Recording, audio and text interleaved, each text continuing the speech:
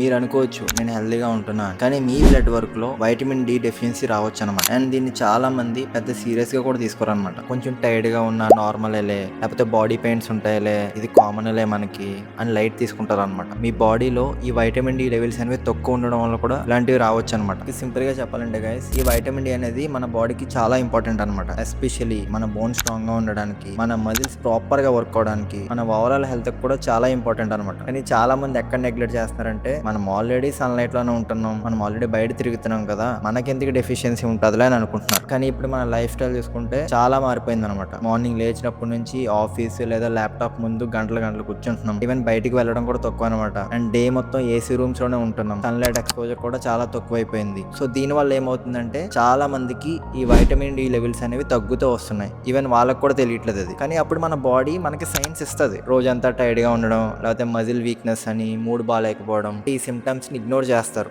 ఏముందిలే లైట్లే అనుకుంటారు. కొంతమంది ఎలా ఉన్నారంటే, ముందు జాగ్రత్త అని చెప్పి డైరెక్ట్ మెడికల్ షాప్ నుంచి ఆ 60,000 అయ్యి వైటమిన్ డి టాబ్లెట్స్ కొనేస్తున్నారు, తెలియకుండానే యూజ్ చేస్తున్నారు. కానీ అది కరెక్ట్ అప్రోచ్ అయితే కాదు గైస్. మా ఫ్రెండ్ చెప్పాడు, గుడ్డిగా నమ్మేసి కొనేసి వాడితే తర్వాత వీటి వల్ల కూడా మీకు ప్రాబ్లమ్స్ క్రియేట్ అవ్వచ్చు అనమాట. అందరికి సేమ్ డెఫిషియన్సీ ఉండదు, అలా అని చెప్పి అందరికి సేమ్ డోసేజ్ కూడా అవసరం లేదనమాట. సో మీకు సింపుల్ గా చెప్పాలంటే, ఈ వైటమిన్ డి అనేది ఒక సాల్యుబుల్ వైటమిన్, అంటే మన బాడీలో ఇది స్టోర్ అవుతుంది. సో అన్నెసెసరీ ఎక్కువ తీసుకుంటే దాని వల్ల కూడా మనకి తర్వాత ఇష్యూస్ క్రియేట్ అవ్వచ్చు అనమాట. నేను చెప్పేది ఏంటంటే, మీ బ్లడ్ వర్క్ అనేది చెక్ చేయించుకుని, ఆ రిపోర్ట్స్ లో మీకు డెఫిషియన్సీ ఉందా లేదా చెక్ చేసుకుని, ప్రాపర్ గైడెన్స్ తో అప్పుడు రిక్వైర్డ్ అయితే మీరు సప్లిమెంట్స్ యాడ్ చేసుకోండి. అండ్ గైస్, నేను వైటమిన్ డి గురించి చాలా ఇంపార్టెంట్ పాయింట్స్ అయితే నేను క్యాప్షన్ లో మెన్షన్ చేశాను. మీకు ఒకవేళ టైం ఉంటే ఒకసారి వెళ్ళి కంప్లీట్ గా చదవండి.